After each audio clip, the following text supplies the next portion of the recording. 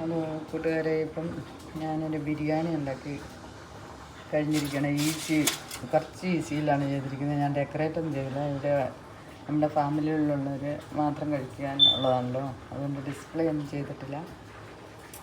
അപ്പം ഈ ബിരിയാണി ഞാൻ ഉണ്ടാക്കിയിരിക്കുന്നത് വളരെ ടേസ്റ്റി ആയിട്ടാണ്.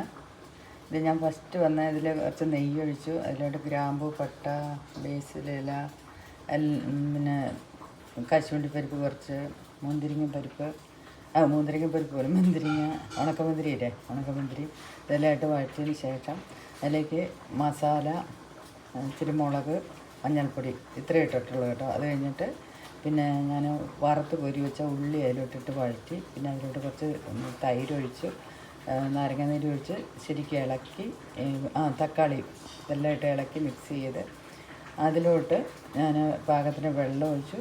വെള്ളത്തിലേക്ക് നമ്മുടെ അരി അരമണിക്കൂർ ഞാൻ സോക്ക് ചെയ്ത് വെച്ചു. അത് ഞാൻ ഒന്ന് നെയ്യിലിട്ട് കുറച്ച് വറുത്തെടുത്തു. നന്നായിട്ട് വറുത്തതിന് ശേഷം ഇതിലോട്ടിട്ട് എല്ലാം കൂടെ, അത് ഈസി മെത്തേഡാണ് കേട്ടോ. അല്ല, ഈ അരിയും ഇതെല്ലാം ഇടുന്നതിന്, വെള്ളം ഒഴിക്കുന്നതിന് മുമ്പ് നമ്മുടെ കുറച്ച് ഒരു കുത്ത് പുതിനയില, മല്ലിയില ഇട്ട് ചോപ്പ് ചെയ്തിട്ടു.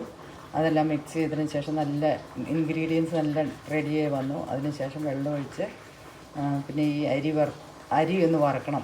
ഞാനങ്ങനെ ഇടുന്നത്. വറുത്ത് നന്നായിട്ട് മിക്സ് ചെയ്ത്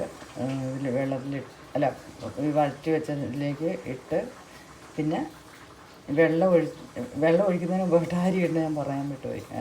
അരിയെല്ലാം ഇട്ട് ഒന്ന് മിക്സ് ചെയ്തൊന്ന് നല്ലതായിട്ടൊന്ന് ഈ മസാലയെല്ലാം പിടിച്ച് ഇതായി വരുമ്പോഴത്തേനും പാകത്തിന് വെള്ളം ഒഴിച്ച്, അത് കറക്റ്റ് വെള്ളമായിരിക്കണം. അപ്പോൾ അത് വേകുന്നതാണ് അതിൻ്റെ കറക്റ്റ്. വെന്ത് പറ്റി നല്ല സൂപ്പറായിട്ട് വരും.